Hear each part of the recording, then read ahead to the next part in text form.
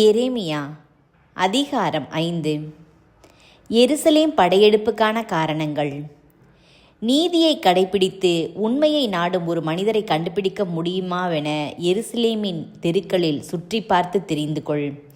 அவளுடைய பொது இடங்களில் கவனமாய் தேடிப்பார். கண்டுபிடித்தால் அவளுக்கு மன்னிப்பு அளிப்பேன். வாழும் ஆண்டவர் மேல் அவர்கள் ஆணையிடலாம், ஆனால் அது பொய்யானையே.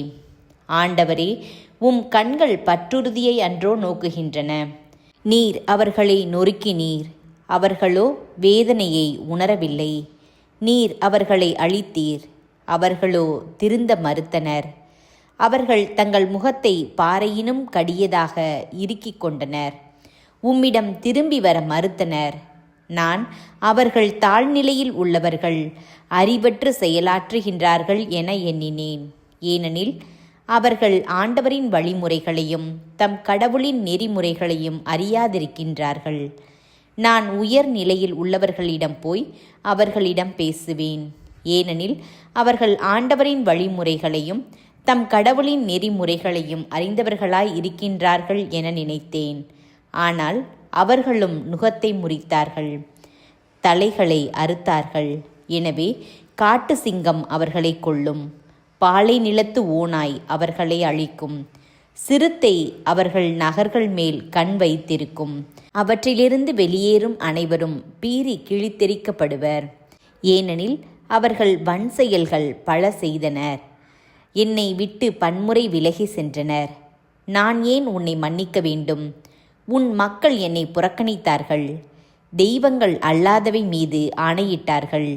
அவர்கள் உண்டு நிறைவடையுமாறு செய்தேன், அவர்களோ விபச்சாரம் பண்ணினார்கள். விலை மாதர் வீட்டில் கூடினார்கள்.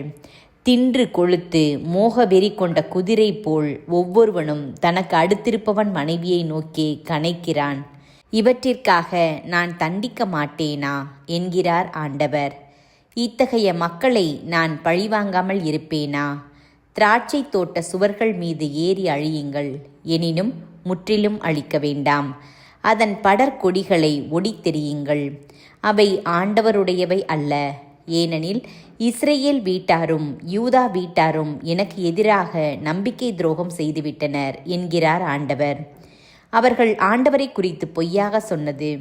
அவர் ஒன்றும் செய்ய மாட்டார், நமக்கு தீமை எதுவும் வராது, வாளையும் பஞ்சத்தையும் நாம் காணப்போவதில்லை.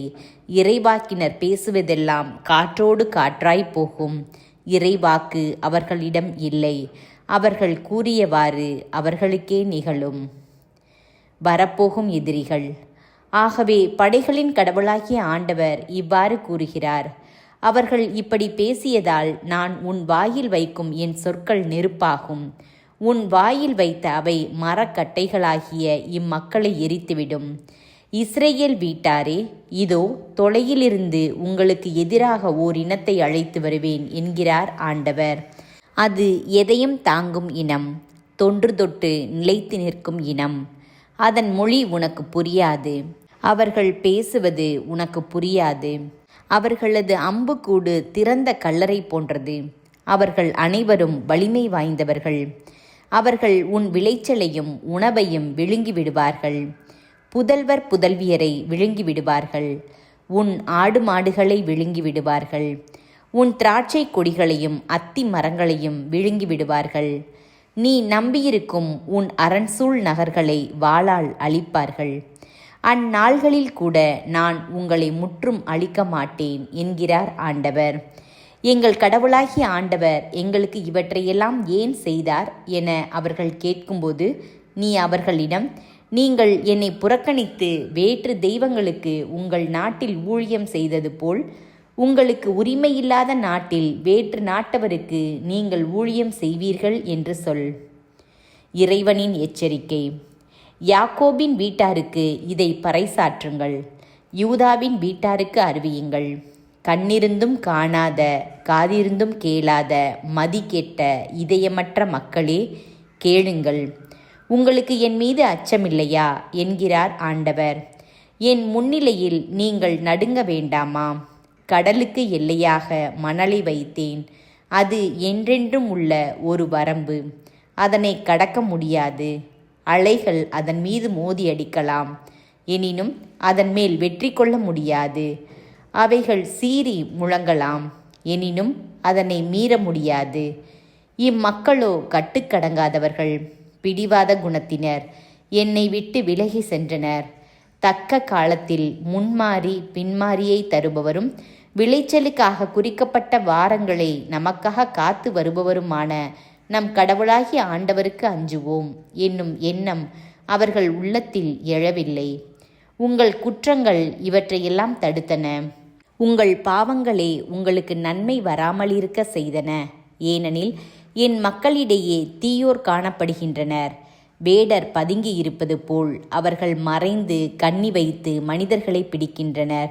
பறவைகளால் கூண்டு நிறைந்திருப்பது போல அவர்களின் வீடுகள் சூழ்ச்சி வழி கிடைத்த பொருள்களினால் நிறைந்துள்ளன. இவ்வாறு அவர்கள் பெரியவர்களும் செல்வர்களும் ஆனார்கள். அவர்கள் கொழுத்து தளதளவென்றிருக்கின்றார்கள். அவர்களின் தீச்செயல்களுக்கு கணக்கில்லை. வழக்குகளை நீதியுடன் விசாரிப்பதில்லை. அனாதைகள் வளம் பெறும் வகையில் அவர்கள் வழக்கை விசாரிப்பதில்லை. ஏழைகளின் உரிமைகளை நிலைநாட்டுவதுமில்லை. இவற்றிற்காக நான் இவர்களை தண்டிக்க வேண்டாமா என்கிறார் ஆண்டவர். இத்தகைய மக்களினத்தை நான் பழிவாங்காமல் விடுவேனா? திகைப்பும் திகிலும் ஊட்டும் நிகழ்ச்சி நாட்டில் நடக்கின்றது. இறைவாக்கினர் பொய் இறைவாக்காக உரைக்கின்றனர். குருக்கள் தங்கள் விருப்பப்படியே அதிகாரம் செலுத்துகின்றனர். இதையே என் மக்களும் விரும்புகின்றனர். ஆனால் முடிவில் என்ன செய்வீர்கள்?